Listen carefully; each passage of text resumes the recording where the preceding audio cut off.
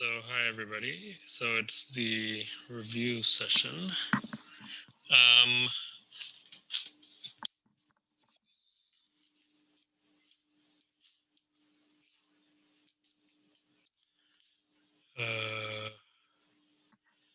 Okay, so it's the review session.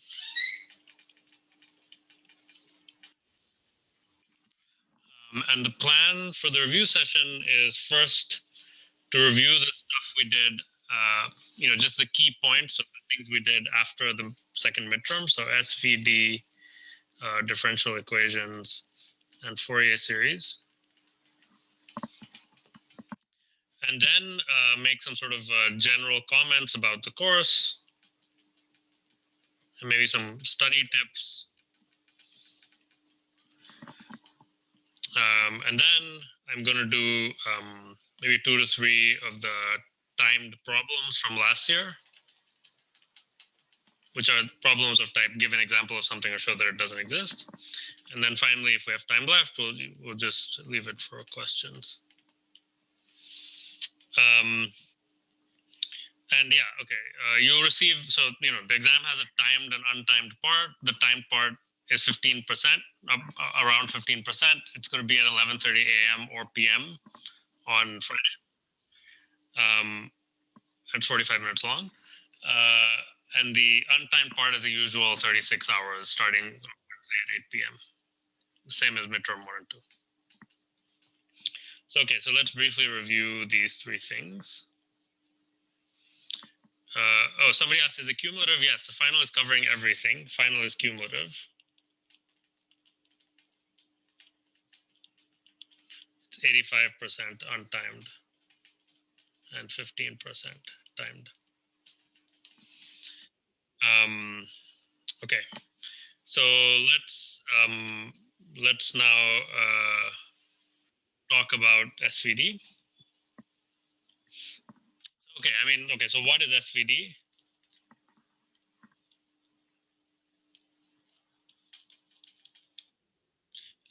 Okay, so what it is it's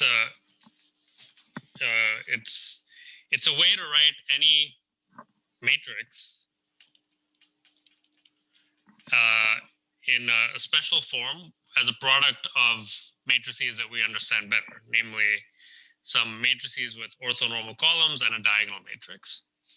And so really this is what and how to compute it. So I'll tell you. So you start with A, which is m by n. Then you generate this matrix A transpose A, which is n by n. And then by the spectral theorem, because this matrix is symmetric, it has some non-zero eigenvalues.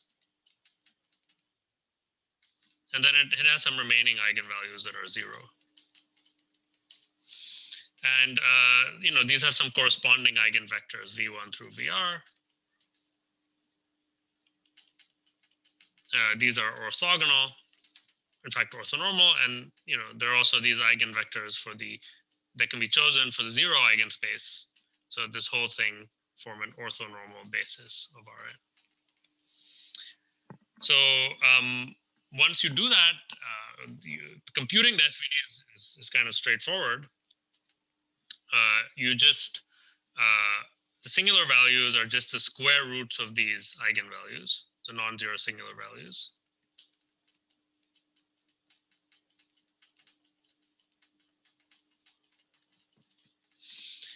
And then this sort of magical thing happens, which is that once you have these in hand, you get this key equation, which is A times these eigenvectors that you computed gives you the singular values times some vectors ui.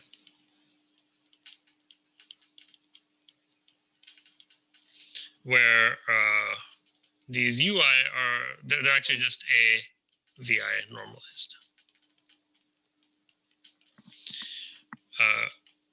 And if you then interpret these equations as if you just write them in matrix form, you get that A equals U sigma V transpose, where U has the U's as columns and V has the V's as its columns. So this is the reduced SVD. Or, and then, if you want the full SVD, you can extend this. Okay, so here you have U1 through UR. V equals V1 through VR.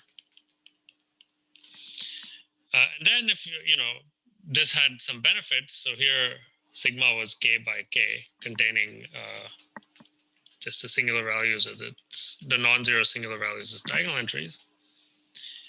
And then if you wanted to,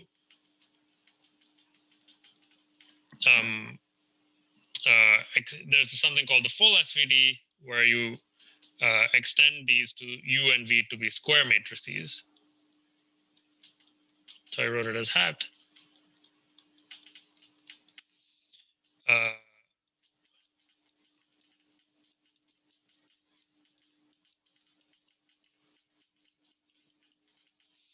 And then you get that now these dimensions are different. This is M by N, this is M by M, and this is N by N.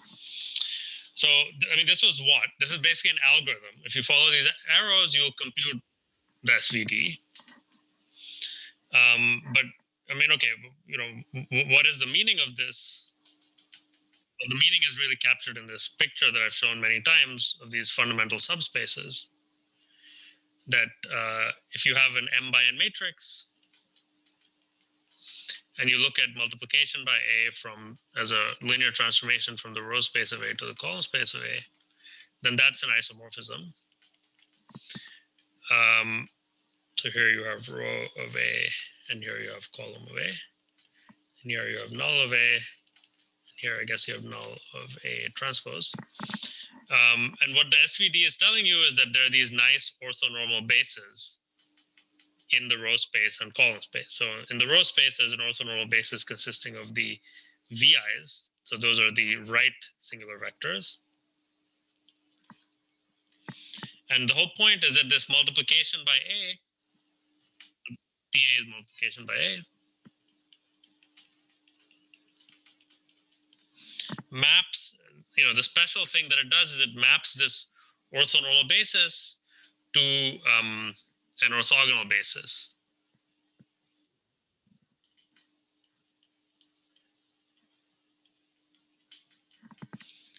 Okay, and that's the really special thing about the SVD. That's the meaning. That's not true for other bases. And sort of why would you do this? I mean, there are really a whole bunch of reasons. So one is that it reveals pretty much a lot about, it reveals everything else pretty much we studied about A. For example, R is equal to the rank. It gives you basis for the column space, the null space, allows you to solve linear equations, allows you to solve least squares, allows you to do all that stuff. Once you get this, you can do all that stuff for free. And it's sort of a conceptual point, which is it expresses A as some orthogonal matrix, at least the full SVD, times a diagonal or almost diagonal in quotes. So here this is U hat, this is sigma hat, and this is another orthogonal.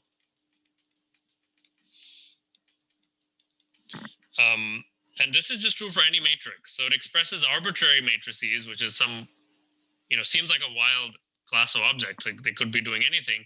It says all of those can be written in this very special form. Okay, one point I didn't emphasize, but which you probably saw in the homework, is that it sort of explains the geometric properties of A, right? So it explains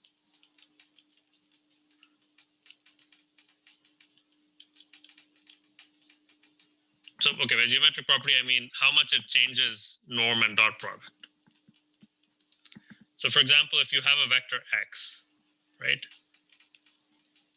This is something I believe is in the homework, and it's also certainly written in the book. Then, and you hit it with A. Well, by the full SVD, this can be written in this form, right? But now U hat is orthogonal, so this doesn't change the norm, right?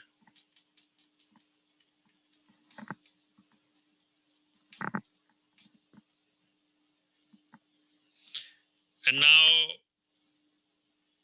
Okay, well, so now you can ask, well, how much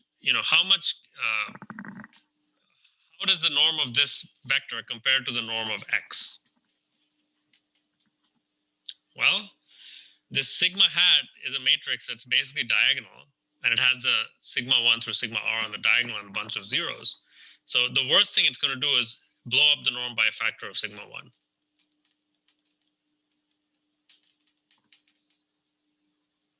Right? Because if you take a vector and you multiply all the entries by some positive numbers, the norm is going to increase by at most whatever the largest of those numbers was. And then again, this is equal to just sigma 1 norm of x because v hat is orthogonal. So this, what this is telling you is that the amount that a matrix can blow up a vector is given by the largest singular value, for example. So these are three of the reasons why this is useful. So we'll do some problems in a moment, but before I do that, any questions about what I just wrote? This sort of a one-slide review of SVD. I have a question. What do you mean by blow up the norm of x? Right. So if you take a vector x and you apply ax, right, then its norm might change, right? It might go up or it might go down in general, right? Right, yeah. And so what I've written here in this example says that, well, if you have any matrix, then the norm can only increase by at most a factor of the largest singular value. Oh, okay, that makes sense. Thank you. So in practice, this comes up a lot because this is, kind of an important factor. Well, certainly if you're doing any kind of programming with this, you really care about how much the size of the vector changes when you multiply it by a matrix. But even geometrically, right? If you're viewing your linear or your A as being some linear transformation, let's say between R3 and itself, a natural question is how much can this possibly change the norm of a vector? And that's given by the largest singular value. I mean, this is only an inequality, right? This is not saying it's always equal. Yeah. Any other question?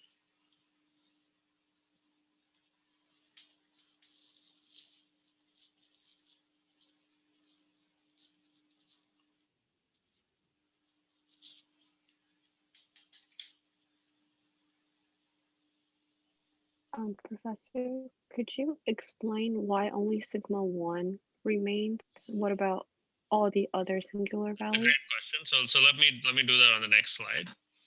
So I have this sigma hat, and let's call V transpose X Y. Okay, so Y equals V hat transpose X. And now I'm interested in how this norm is related to the norm of Y, right? Well, so remember, sigma hat looks like this, right? Sigma 1, sigma 2, all the way to sigma r, and then a bunch of zeros times now y. So y1, y2, all the way to yn, right? But now what does this actually do? Well, let's write it down, right? So this, you get sigma 1, y1, sigma 2, y2, all the way up to sigma r, y, r. And then what happens to the rest of the entries?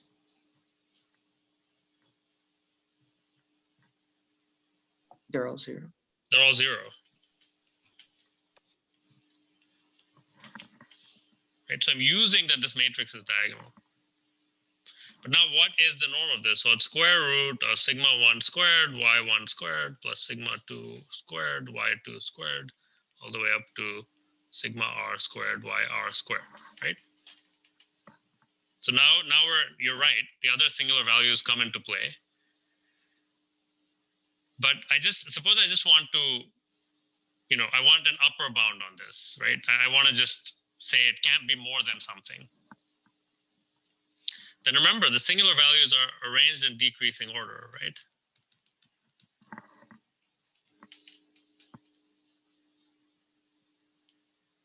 So if I now change all of these sigmas to sigma 1, what's going to happen to this norm? Sigma 1 y1 times square root r.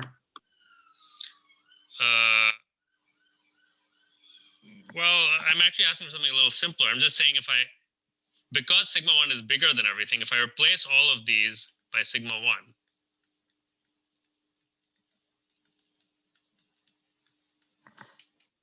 You can take sigma out common. yeah, you can just take it out common, sigma 1, and you just get norm of y.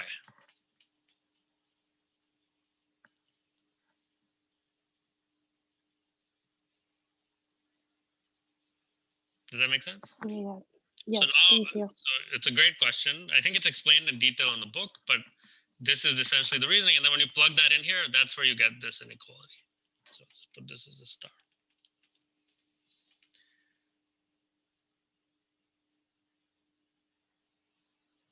So, that's one of the sort of applications of this. And you can ask yourself, what if I mean, there are a bunch of zeros here, right? Yeah. So one question you can ask yourself is AX big at least sigma r norm of x for every x? So let's think about that. So over here, we proved that A of x is at most sigma 1 norm of x for every x. Now I'm asking the opposite question. Is this true that norm of AX is at least? So remember, the background here is that A is m by n.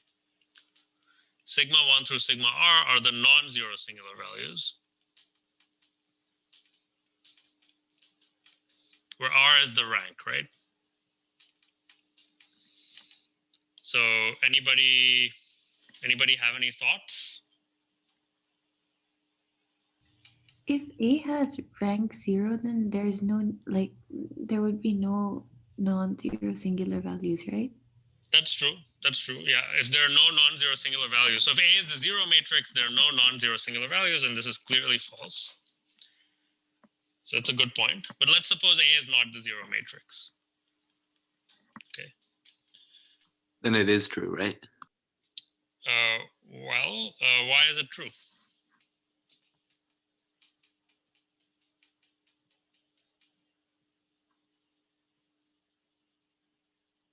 Can't you just do the same thing that you did for the previous singular values, except rewrite the inequality? Okay. And yeah. Let's try. So you have AX equals U hat sigma hat V hat transpose X equals, but now U hat is unitary, sorry, orthogonal. So you get this is equal to sigma hat V transpose X, right? And now when you apply the same reasoning, so let's again call this y, right, just to mimic what we did in the previous slide. Then you get that this is square root of sigma 1 y squared y1 squared plus sigma 2 squared y2 squared all the way up to sigma r squared yr squared. But then you also have a bunch of zeros, right?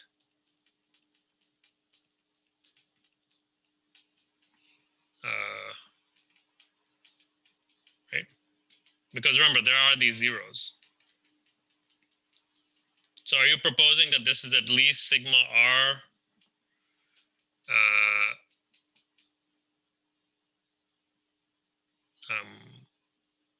this is at least sigma r times norm of y? Does that look true? Oh, we can't do that because we can't retrieve the entire y vector. Yeah, exactly. The problem is there are zeros. So actually, yeah. So here actually in the previous argument, the right thing to do is to replace all of these by sigma 1, right? Because you retrieve the whole y vector. But here you can't do that. So actually, this is not true. So this is no. For example, for just a vector that for y equal to, let's say, er plus 1, right? That vector is just going to get zeroed out. So this is actually not true. But something close to it is true, actually. So can someone tell? So okay. The conceptual this is why the proof fails, but this is false.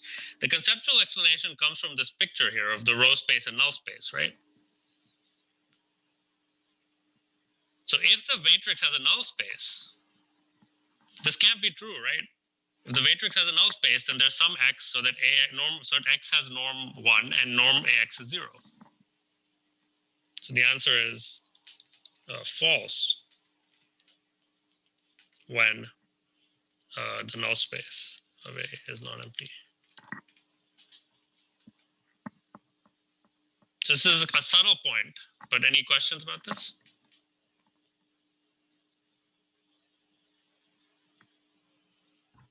Could you explain again why we thought it was false when A was a zero matrix?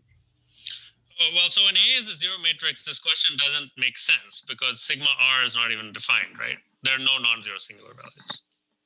Oh, okay. So sigma r is the least non-zero singular values, least non-zero singular value.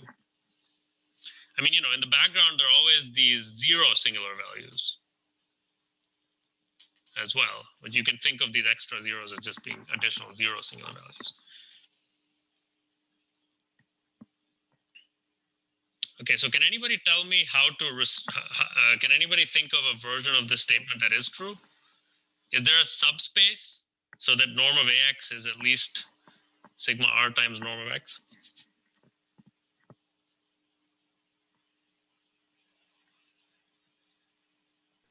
This is true for any A that only has non-zero singular values. That's true. It's true. It's true for any A such that all singular values are, yeah. So that's the same as saying the null space is not empty, right? So but true if null space of A is empty, i.e. no zero singular values. So yeah, so a high level equivalence that I want to point out is the null space of A is empty if and only if I mean, okay, there are many ways to see this. If and only if the nth singular value, so A is m by n, nth singular value is not 0. If and only if the rank of A is n, right? Because null space is empty means columns are linearly independent, means the column space is spanned by all the columns, means they're linearly, the rank is n.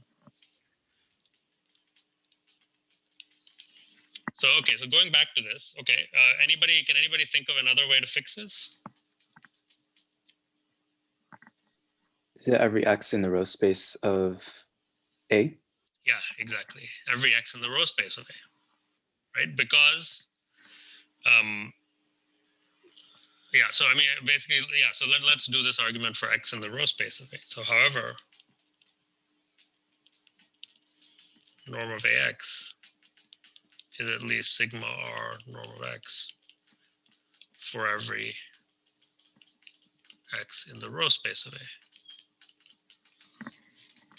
Now, so what's the reason for that? Well, let's try to do the proof again.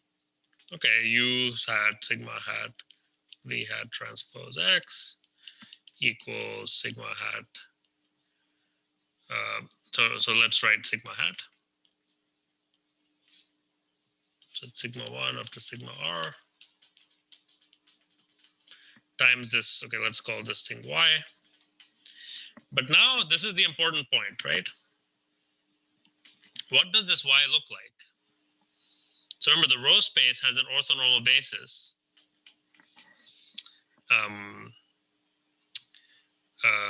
given by V1 through VR, right? And so now this V transpose X, right?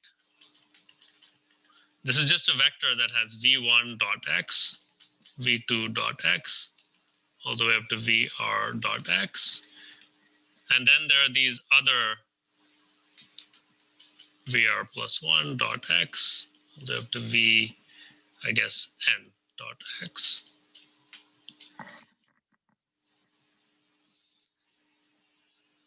Okay, but now but what can you tell me about these entries? So there's a difference between the top R ones and the rest of them.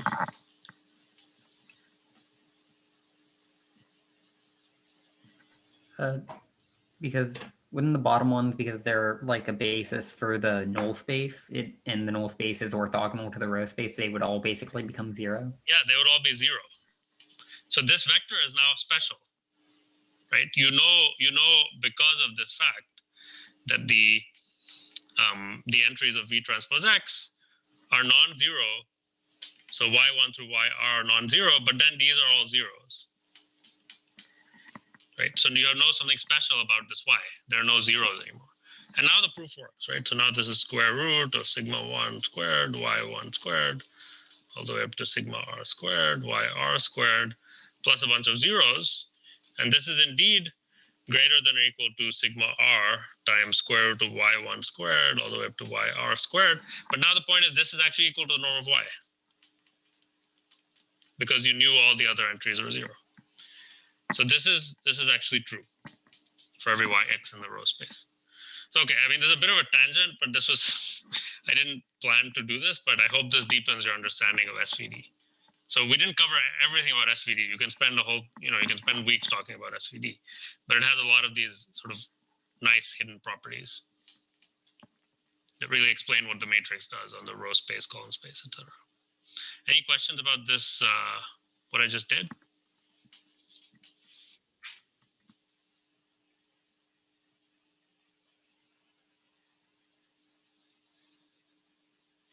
Sorry, Okay. just to clarify, you were looking for you were just looking for any subspace where that was true, right?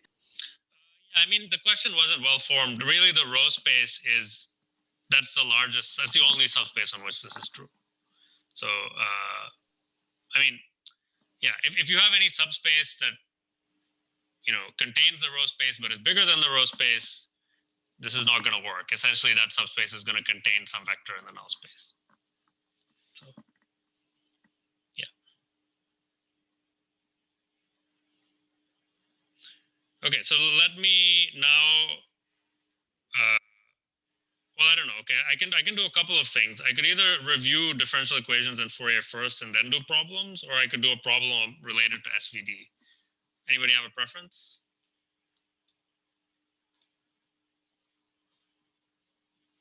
Okay, a bunch of people said problem. Okay. 3 people said problem, 1 person said review. I'm going to do a problem. Okay, so I'm going to do a problem which was on the timed section of the exam last year. I think it was the hardest problem on the whole exam. So let's do it. So give an example or show it doesn't exist.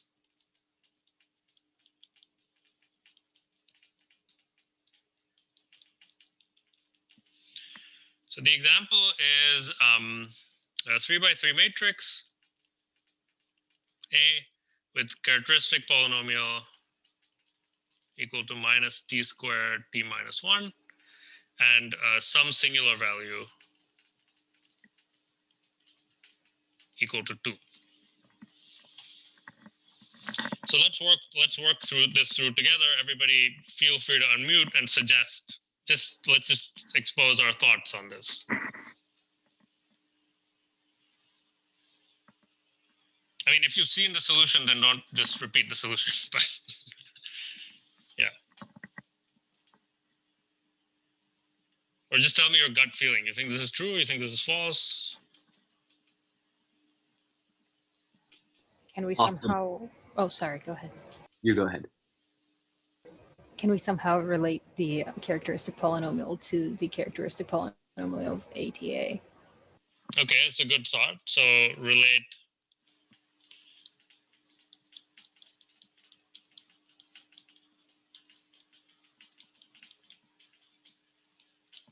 Okay, that's one possibility.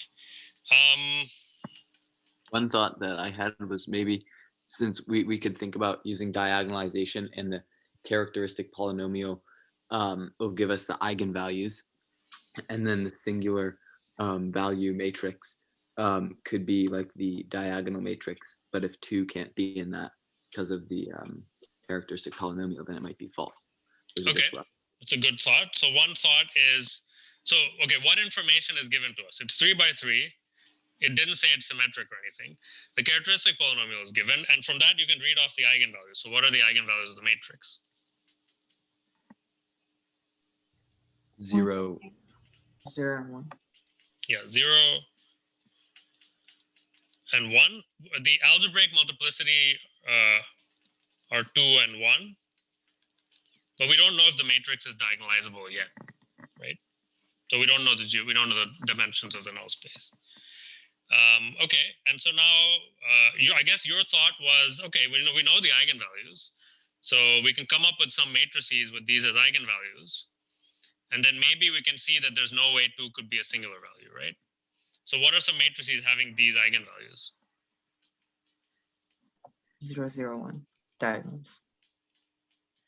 Okay, 0, 0, 1. So that definitely doesn't have a singular value of 2. I mean, if you multiply its transpose equal to itself, you multiply it by its transpose, you actually just get this, and that doesn't have a 2.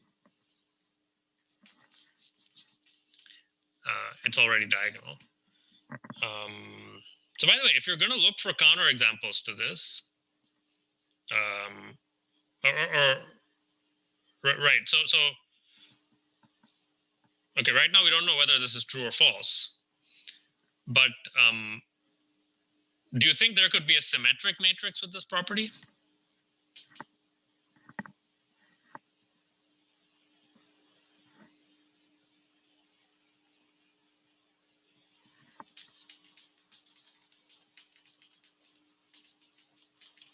No, right? Because ATA would just be A squared, and then, yeah. Exactly. No, because if A transpose equals A, then ATA equals A squared, and this also has eigenvalues 0 and 1, and that's not, so the square roots of those are not equal to 2, right? Or I mean, okay, really you should say they're not equal to 2 squared, which is 4. So what if there is such a matrix, it's not going to be symmetric. So this is the kind of thought process that's helpful in solving these questions. Right now we're thinking of all matrices. And my approach is usually, well, first think of the simplest matrices. Is this true for diagonal matrices? I mean, is this possible for diagonal matrices? No, as by our just discussion. Is it possible for symmetric matrices? No. So that means I better look for an example that's not symmetric. Maybe you could add it 2 at the top right of the matrix and then have zeros everywhere else. Okay, it's a great thought. So the thing Vindhya is suggesting is, remember our fact about upper triangular matrices, right? You can put in whatever you want above the diagonal and the eigenvalues don't change, right? As long as there are zeros below the diagonal. So this is, again, a general good thought process for problems, for example, problems involving eigenvalues. What's the easiest way to design an interesting matrix with some specific eigenvalues? Just look at an upper triangular matrix.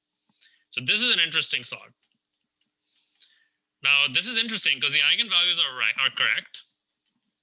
And this thing has some chance for A transpose A to end up with a big number in it, at least, right?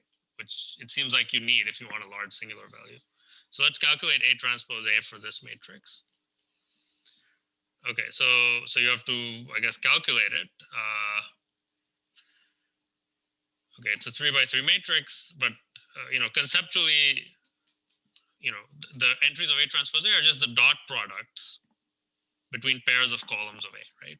So here the dot product of so for the first column, you'll just get a bunch of zeros. Second one is also actually zeros. And then the third one, you'll get 0, 0, and then here you'll get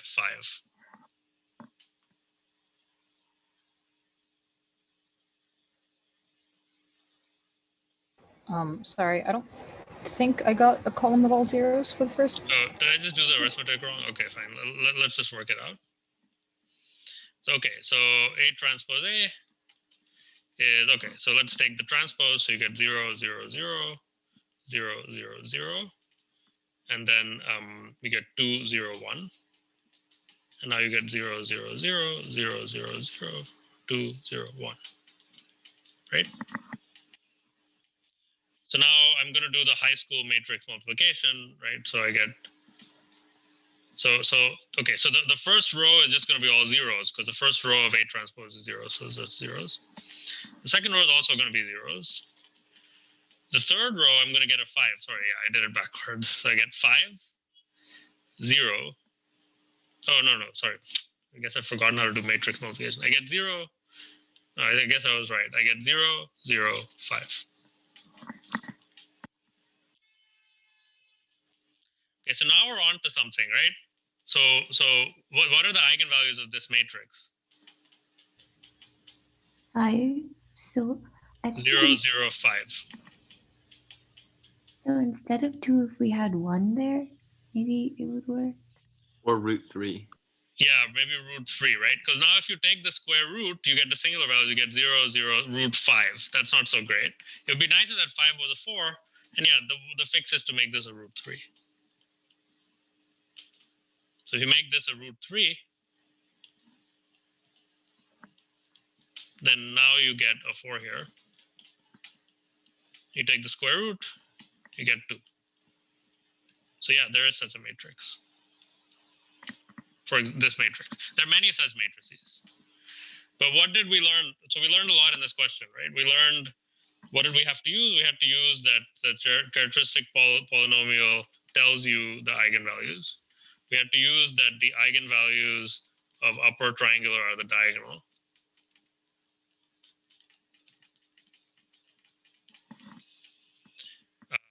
We had to, along the way, we did some thought process about, this, there can't be a symmetric example.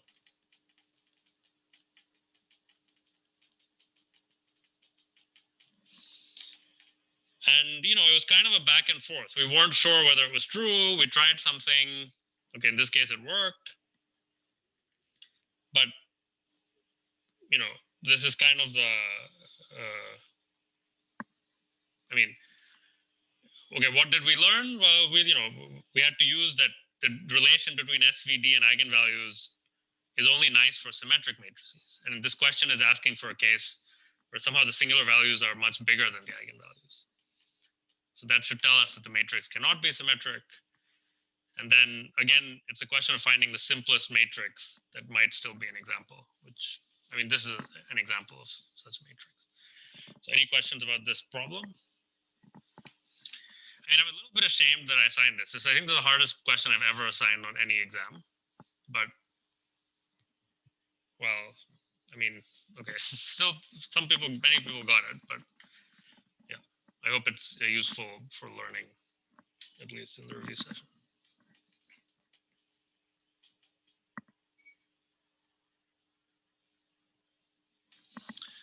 Okay, if there are no questions, let me briefly move to summarizing something about differential equations.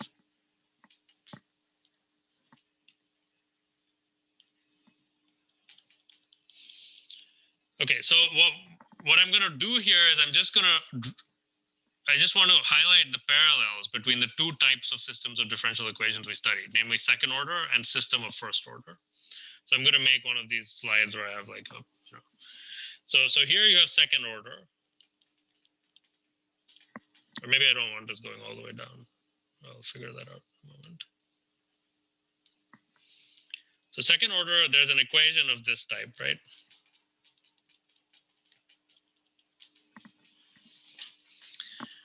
And you're looking for a solution, which is an unknown function, y, which is infinitely differentiable on the real line. Now, you can turn this into a statement about a kernel. This is the same as saying that t of y equals 0, where t is a linear transformation from this vector space to itself, given by, I'm using this notation, I'm writing it as a sum of some differentiation operators and the identity. And so this is just a change of perspective, right? It's just writing the equation in this. Somebody asked, why can't it be doubly differentiable? It could be. I just did it this way just because I don't want to introduce too many different vector spaces. It could be. If you take a differential equations course, you'll study many versions of this problem, where this could be C2, but actually it doesn't matter, right? Because what did we learn about these things? We learned that the solutions are always exponentials, and those are always infinitely differentiable. So it actually doesn't matter in the end. And so now you have, you have two questions. One is to find the general solution, and that means find the kernel of this T. And here, the method we described uses this characteristic polynomial.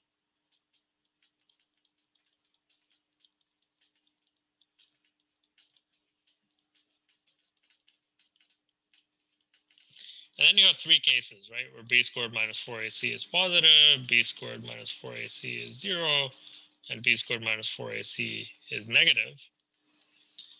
And in these three cases, you get different bases for this kernel, right? So in the first case, you get the kernel is span of some exponentials. Second case, it's the span of an exponential and t times an exponential. In the third case, it's the span of some oscillating, so exponential times cosine and sine. Where in this case, R1 is alpha plus I beta, and R2 is alpha minus I beta. So of course, A is not 0 here, otherwise it's not second order. And the common thing here is that this is always a two-dimensional vector space.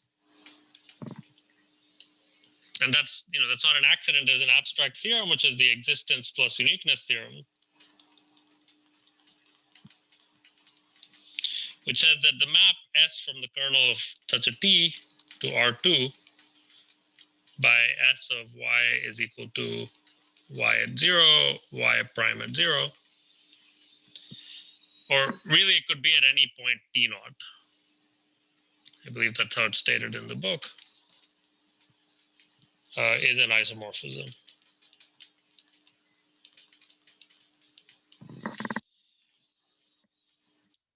And this existence and uniqueness then relates to the second kind of question, which is the initial value problem, which is to find some y in the kernel of T such that the initial conditions are some given vector, which I'm going to write as S of y equals some vector y naught, y1. And this is just a linear system. So this is, you just solve, y1 of 0, y1 prime of 0, y2 of 0, y2 prime of 0, times C1, C2 equals this initial condition y naught, y1. And this is, this is invertible by the existence and uniqueness theorem. I mean, I guess this arrow should really only go in one direction. So these are the two types of questions. Their answers are completely characterized. And you could ask, the motivation that I want you to remember, which also gives intuition, is the spring systems. Right? These three different cases correspond to exponential increase or decay, oscillation, and sort of this critical thing between the two. So that's what we learned about second order ODE. It's a fully understood problem. And I guess I should, this is why C2, C infinity doesn't matter, because anyway, the solutions ended up being infinitely differentiable. So it doesn't matter, but we could have started off asking about C2. So what I want to emphasize is that we also learned something else, which is systems of first order ODE.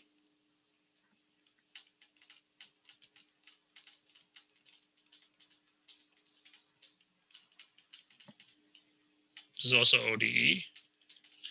And here you had something like, d by dt of x of t, sorry, x of t, not x of x, okay, equals ax of t, where A is some n-bind matrix. And you're looking for some x of t, which is now a vector valued infinitely differentiable function with r coordinates.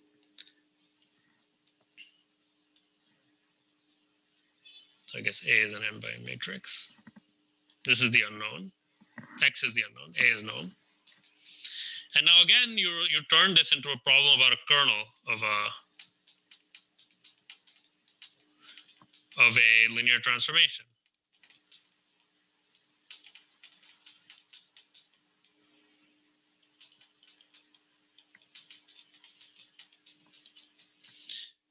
And then again, you have two questions. The first is to find a general solution, which is again the kernel. And here the method is to diagonalize A. So let's say you get eigenvalues lambda 1 through lambda n, eigenvectors v1 through vn. And then you have that the kernel of t is again a span of some exponentials, but now they're given by the eigenvalues and the eigenvectors in this way. And okay, you have to do some real imaginary part if lambda I are complex, are not real, but I won't write that here. So again, it's a span of exponentials. But this time, instead of solving a characteristic equation, you diagonalize a matrix. But actually, when you diagonalize a matrix, you solve a different characteristic equation. And then for the initial value problem, you want to find some x in the kernel such that x of 0 is equal to some given vector, capital X0. And this is, again, straightforward. You just solve a linear system, which in this case is just what you get by plugging in t equals 0, which actually just turns out to be the linear system of the eigenvector matrix.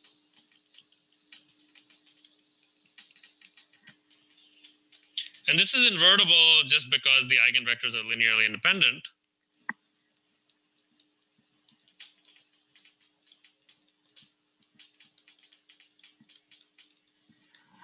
But again, under the hood, really in the background, there's this existence plus uniqueness theorem saying that this map from the kernel of this t to Rn by S of x equals x of 0 is an isomorphism.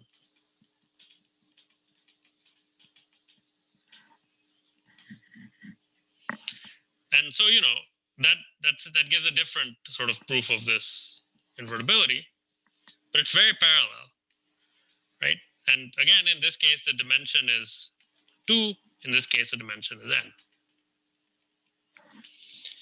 And finally, as we saw by the linearization trick, you can derive at least, certain special cases of the second order ODE using the first order ODE by the linearization trick.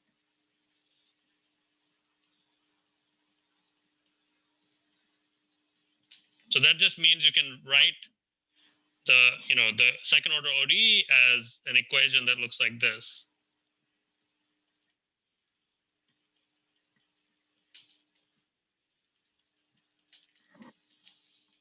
And so these things, in some sense, we could have derived the second order ODE using what's on the right-hand side, almost all of it. What part couldn't we have derived?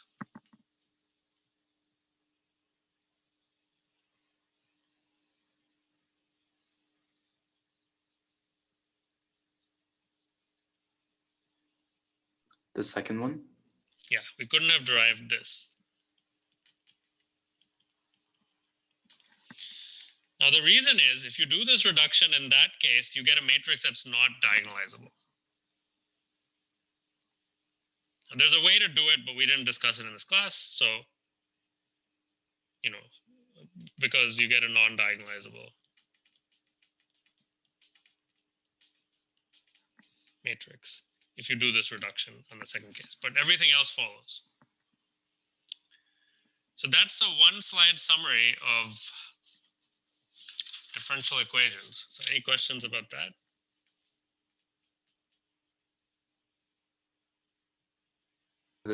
Rather basic question, but how's the whole side on the right a system?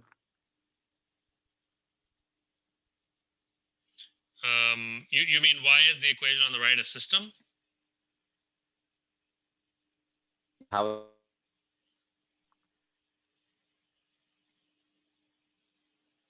Hello?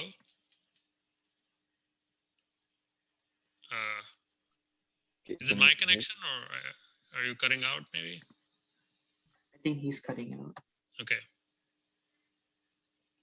Does anybody remember? Could you ask the question again? I think you cut out.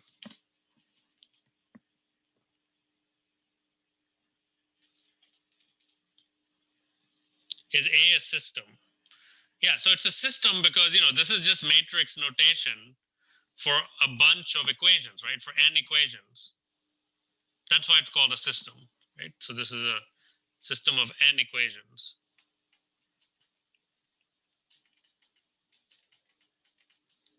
Really in n variables, right? So you have x1 of t through xn of t, but I'm writing that as a vector.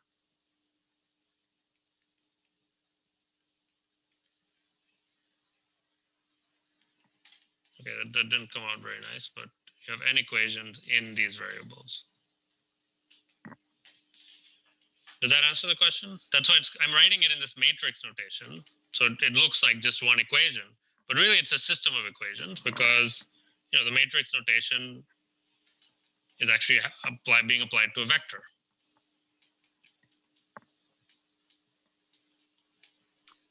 Okay, yeah, that's a very helpful. Yep.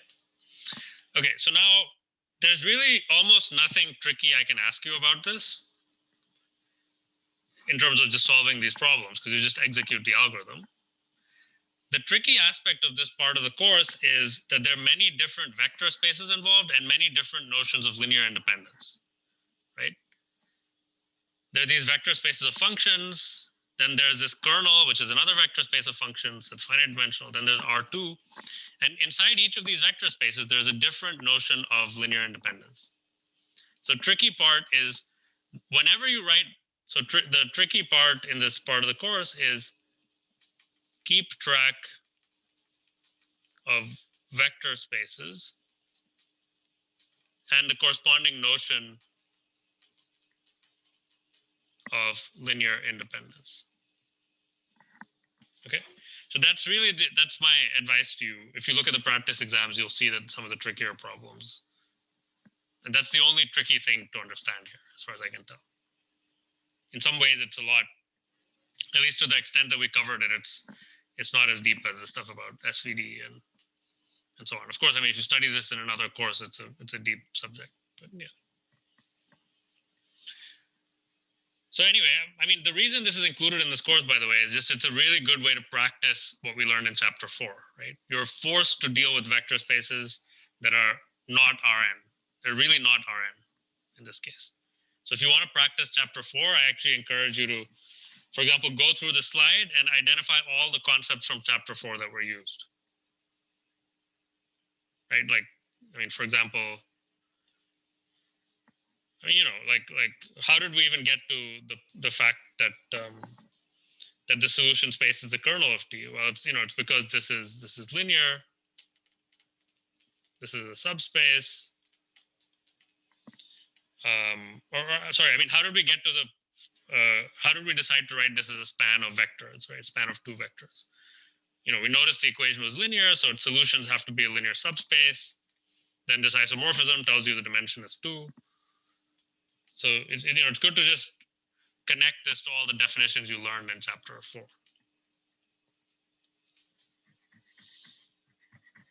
Okay. So any questions about this slide? Can you explain the part you wrote in green one more time, please? Yeah, so the part I wrote in green appeared in the last lecture on differential equations. And or actually maybe the arrow should be going the other way. So really what it says is that so we learned about two different kinds of equations here, right? One is a single second order ODE, and the second is a system of first order ODE. And this green arrow is that there's a trick to write the first kind of equation as the second kind of equation by introducing a new variable, namely x2. So this, this is the trick. If you introduce this variable x2 and you added one more equation that x1 prime equals x2, then that equation, the second order ODE becomes ax2 prime plus bx2 plus cx1 equals 0. And this is now a system of first order ODE, which is an equation of the second kind. So what I'm trying to say is you can write the equations on the left-hand side as equations on the right-hand side by adding one variable. Does that make sense? Yeah, and then this is important because it just makes it easier to solve, or like why would we? It's just there to give you a connection. You don't need to do this, but I mean, it's just to highlight that these things are related. It doesn't make it easier to solve. It's just sort of for your understanding. Okay, cool. Thank you. I mean, it does give you another way to solve, but yeah. Any other questions about this?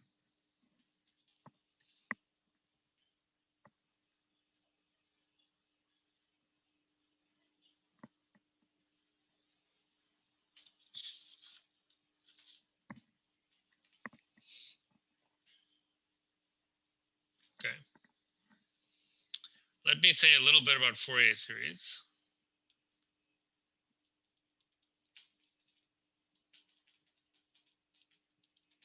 So, okay, so the important things to understand are, and inner product, right? So an inner product is something which satisfies these four familiar properties.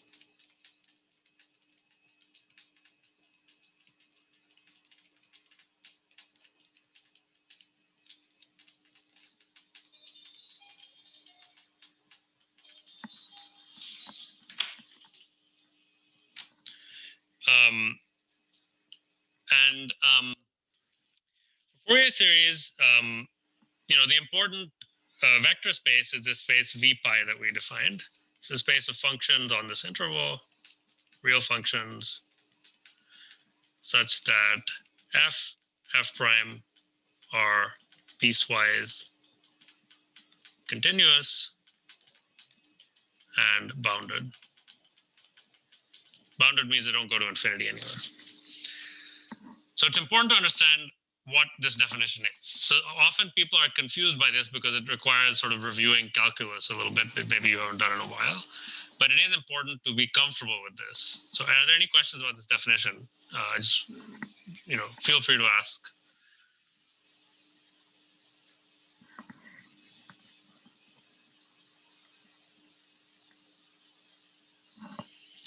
Okay, and then the important inner product on this space is the integral inner product.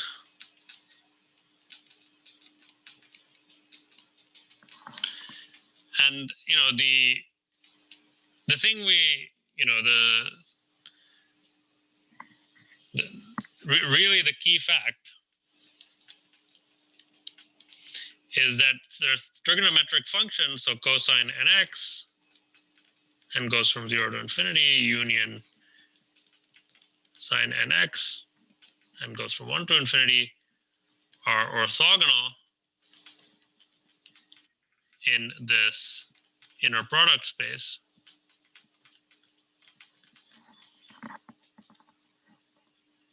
Okay. And then there's this key definition, which is the Fourier series.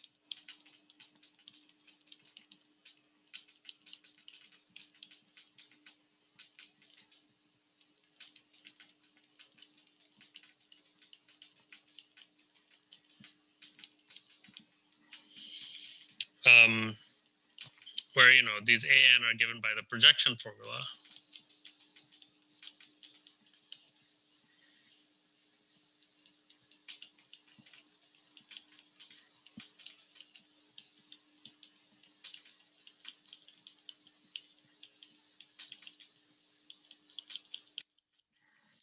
And then the key theorem there are two. There's the convergence theorem, which says that this Fourier series essentially equals the function.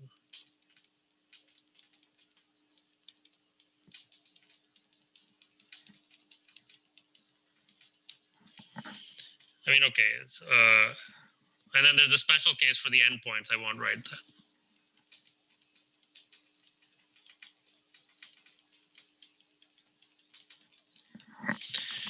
So now, the meaning of this theorem, what is this saying? It's saying that somehow, I mean, what's written in the definition essentially looks like the projection formula from chapter 6, right? So what this is saying intuitively is that the projection is that, these sines and cosines behave like an infinite orthogonal basis. By which I mean that the projection formula works.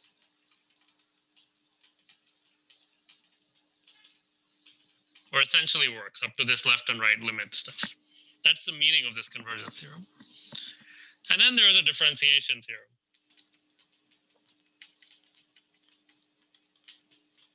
Which I won't write here, but basically said if you have one more condition on the second derivative, you can differentiate these term by term.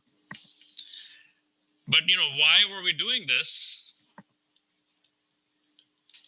I mean, I did this sort of musical example. It really, it's you decompose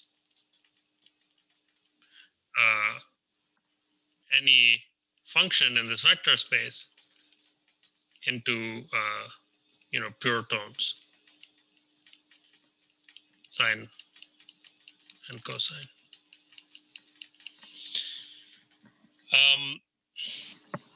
So this is, I mean, these are really the main concepts. There's one more thing you needed to know, which you need to know about even and odd functions. So these simplify integrals and allow you to do these half interval series. But these are relatively minor points. The major point is to understand why are these functions orthogonal? What does it mean for them to be orthogonal in this inner product space? And why is the convergence theorem essentially saying that this projection formula from chapter 6 works in this infinite in this sense of infinite dimensions? So that's, I guess, a one-slide summary of Fourier series. Are there any questions about that? I'll do a problem in a moment that'll kind of, I think there's a problem like that in the homework, but any questions about what I wrote? Sine and cosine are only orthogonal in this specific inner product space, right? Correct. So orthogonal means with respect to this inner product. If you change the inner product, they're not going to be orthogonal. You can do the integral and check, right? For example, if you change the inner product to -1 to 1, then they won't be orthogonal. So does that mean is it possible to define an inner product space for any two functions such that they're orthogonal? It's a great question.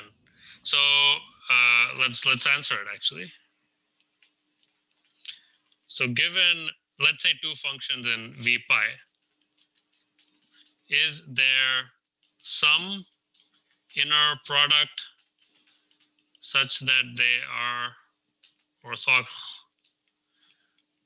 Okay, so now this question, so let me ask you an easier question, which will contain the same ideas, but a little less technical. Given two vectors in Rn,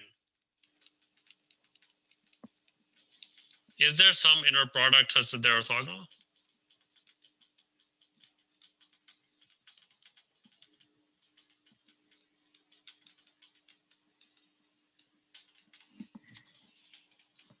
That's a great question. I guess I won't be putting it on the exam anymore, but it's a really nice question. So let's try to answer that. So anybody have any thoughts on this? So as written, do you think this is true or false? So this question right now is given any. Could this be true for every V and W?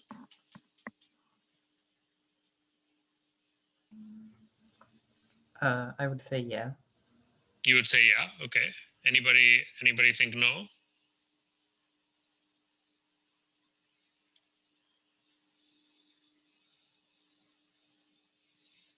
there's an annoying corner case. What if V equals W?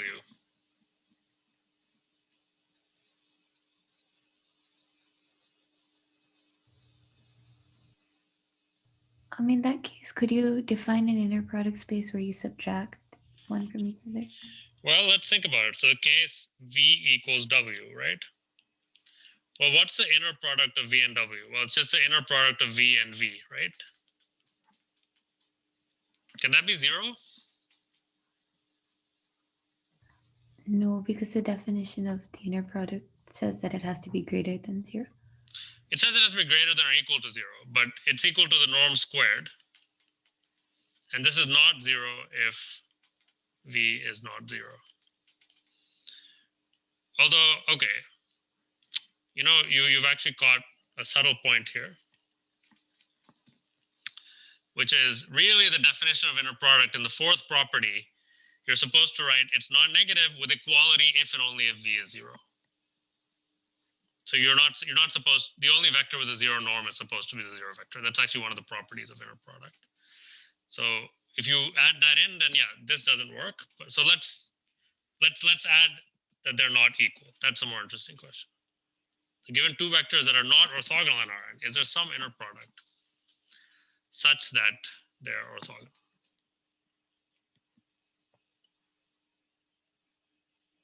I mean, couldn't you just define the function as a change of basis that makes them orthogonal, and there's bound to be a change of basis that will do that? That's a good question. Okay. So find a change of basis.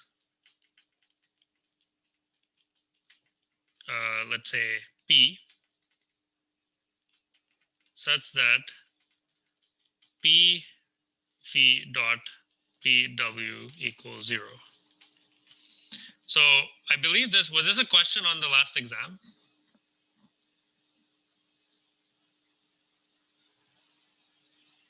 Maybe not.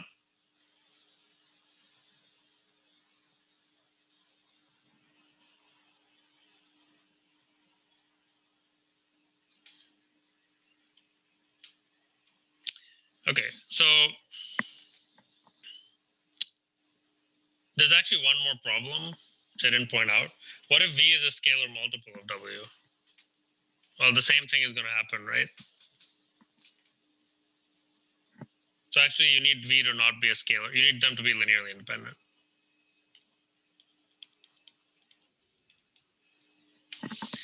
Okay, so okay, let's answer the sub-question. Given two linearly independent vectors, is there a change of basis such that they're orthogonal?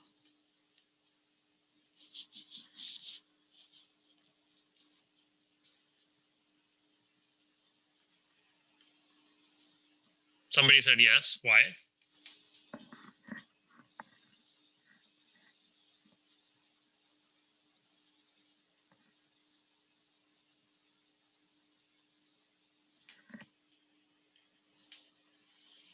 Make those two vectors the basis vectors. Okay, let's make a basis. B, V, W, but that's, remember, we're in Rn. So that's not a basis yet. So what would you do to make that a basis?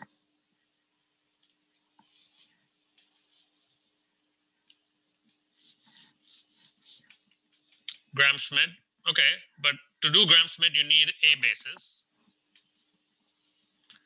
So how do I find a basis of Rn containing these two vectors? Use the standard. Standard basis might, okay, no, that's an interesting thought. I mean, okay, so if you add the standard basis, you're going to end up with n plus 2 vectors, right?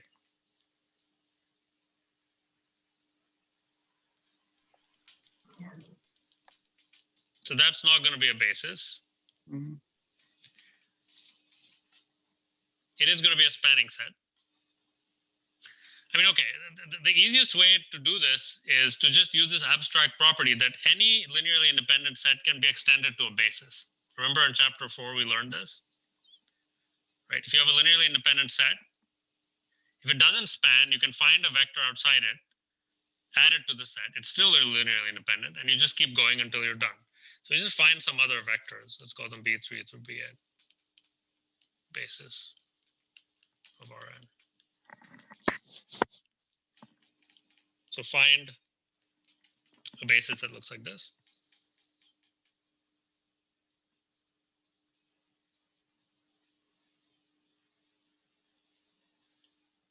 Okay.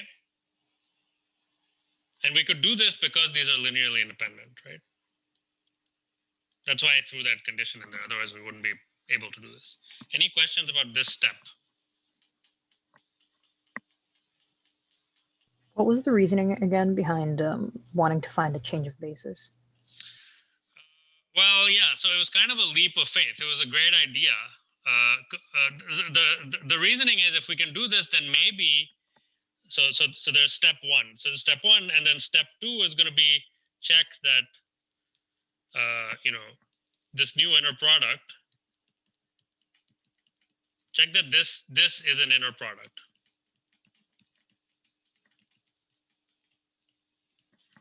It is. I mean, we'll do that later.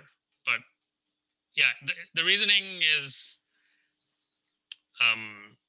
requires a bit of, well, I guess a leap of faith or creativity or whatever. That maybe before.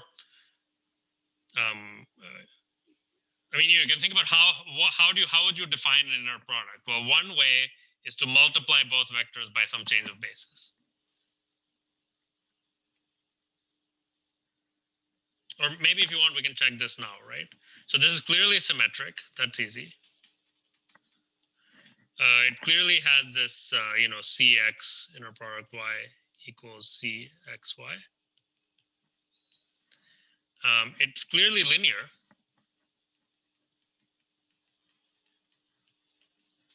Right, because this is px plus z dot py, which is,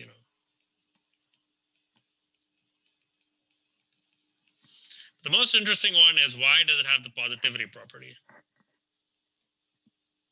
So px dot px.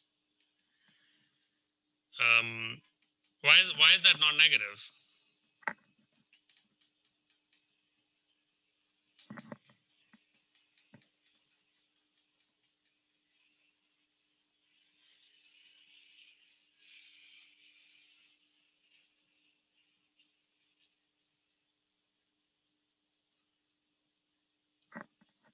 Zero.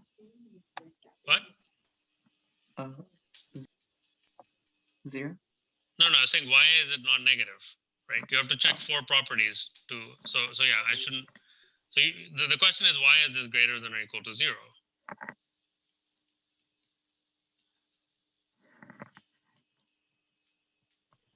Would it have to do something with writing or rewriting it as x transpose p transpose px, and then you can define some property about p transpose p as it only has positive eigenvalues by the spectral theorem? Yeah, you could do that. That is a sophisticated way to do it, but you don't need to do that. There's a purely first lecture of chapter 6 way to see that this is not negative.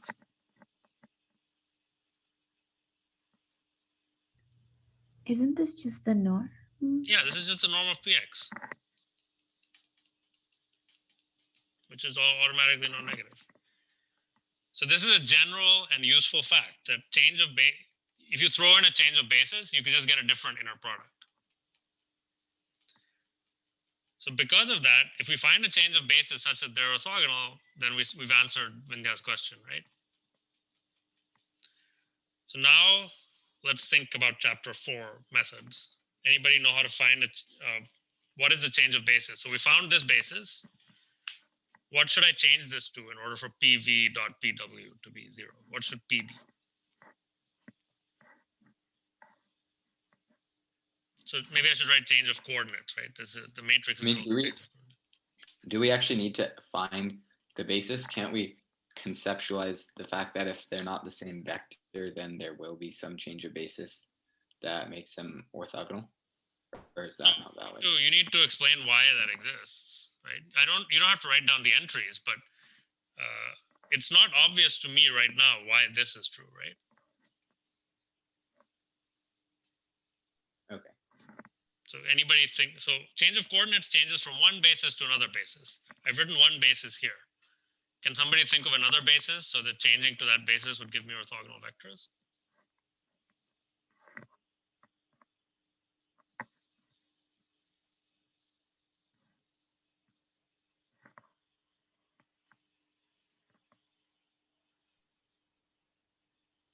Maybe minus W, minus V, and then 0, 0, 0, 0.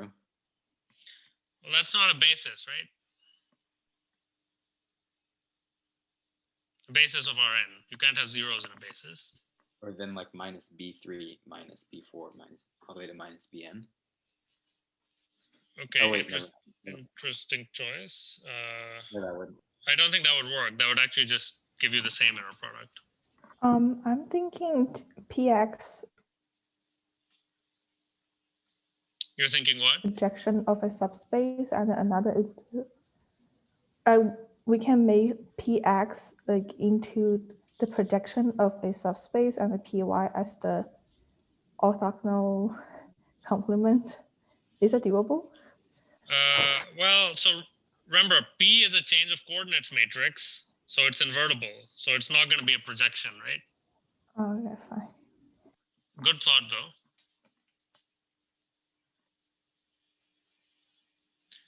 Okay, somebody said just the basis of V and W. That doesn't quite make sense because we're in Rn, right? In R2, that would make sense. Okay, fine. Maybe as a warm-up, let's do this in R2, right? So let me maybe erase some stuff.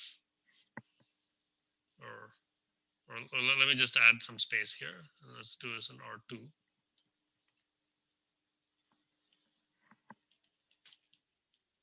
So now you have one basis B consisting of V and W.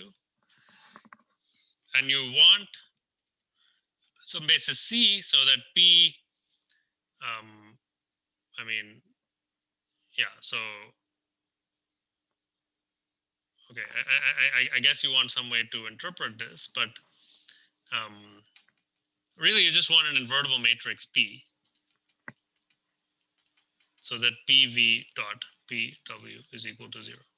So maybe let's reverse engineer it. What are the simplest vectors you can think of that are orthogonal? 1, 0, 0, 1. Yeah, E1 and E2. So you would be done if you could find an invertible matrix P so that PV equals E1, PW equals E2. Do you know how to find such a matrix?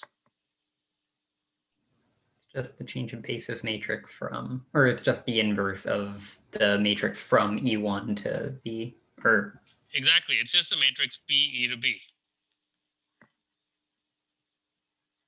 Right? If you take the, if you change, so V is just the E coordinate vector of V, right? So if you change it to B coordinates, you get E1, right? So the answer is the same in general. Just take P equal to P E to B. And then indeed, V will get mapped to E1, W will get mapped to E2, they will be orthogonal, and this is a legitimate inner product. So, okay, so that's the answer to the question. Now, it's true in general function spaces, but for general function spaces, we haven't really discussed how to specify an inner product. The nice thing here is you could write it as a matrix. So it is true, but it's more like a math 110 level kind of an answer. But this is roughly why it's true, because if you have two linearly independent vectors, you can just map them to some orthogonal vectors with a change of coordinates, and then throwing in a change of coordinates gives you a different inner product.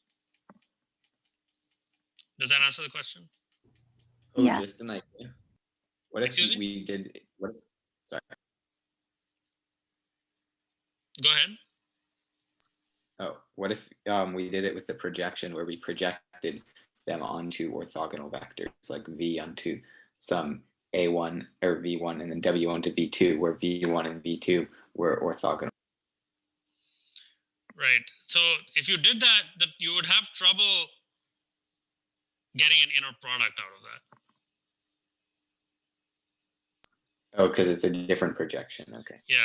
Because you need the same P on both sides, right? Like here, the positivity, the proof was easy, but if you had P and Q, you would be in trouble, right? Right. So this is the key thing. And it's equal to 0 if and only if x is 0, which is again a required property.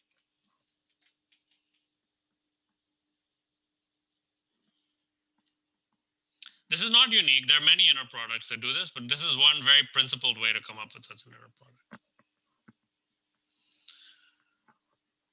Okay. I mean, I guess that's the end of the review session. I mean, I'll give you some sort of general advice about studying is the same as I've given before, which is make notes, make a list of concepts, try to think of the connections to each other, think about examples, think about non-examples. A good way to generate hard problems is to ask, if you have to ask questions about two matrices, right? So if you have two matrices with some property and you add them, is it preserved? If you multiply them, is it preserved? And such things you'll find in the practice finals. And yeah, I mean, I guess that's the end of the course. And if I had to summarize, so the high level, message, I would say is that you can encode many phenomena as matrices, linear transformations. We saw a lot, right? We saw some from geometry, from physics, computer science. But then, the real punchline of the course, in my opinion, is chapters 5 and 6 and 7, right? So chapters 5, 6, 7 tell you that even though you can write so many things as matrices, matrices are still kind of nice. You can still understand them, right? You can still decompose them into simple matrices. So you can decompose matrices into simple ones using, for example, diagonalization, SVD, and orthogonal projections for vectors, so matrices and vectors.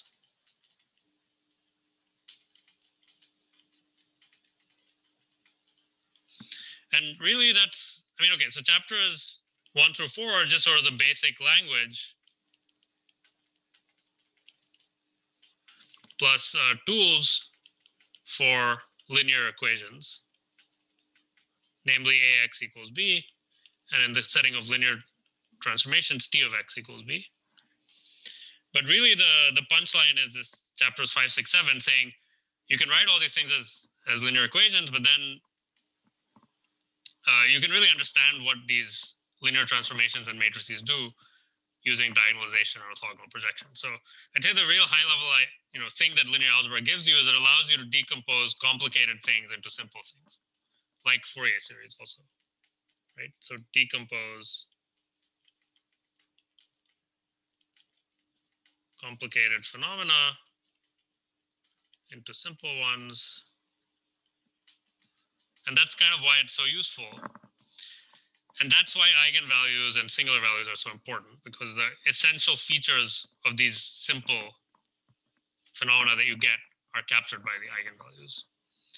And eigenvalues are, I mean, another way to view this is that, musical instruments have resonant frequencies, but really anything you can write as a linear transformation has, in some sense, resonant frequencies given by the eigenvalues. So anyway, that's it, and good luck for the final, and you'll get details on signing up for timed sections and everything tomorrow. But yeah, thanks for the course. Thank you. Hi, Professor, I just have a small question regarding the exam Sure. logistic. So why there is a time and an untimed portion? Like how are the questions different from each other? The questions are the same. The timed portion is, well, it's literally there because, we have an honor code, but unfortunately there has been some cheating, and there usually is some cheating. So the time section is there because you'll be assigned problems randomly, and it's timed. So it's just there to make it, give you, I mean, to give everybody some incentive to really study. I mean, I know you can still cheat on the time section, but I mean, I hope you won't, just because you learn more if you. Okay. Okay, thanks for clarifying. And thank you for the review session today. Yep. Thank you. I also had a question on the content actually.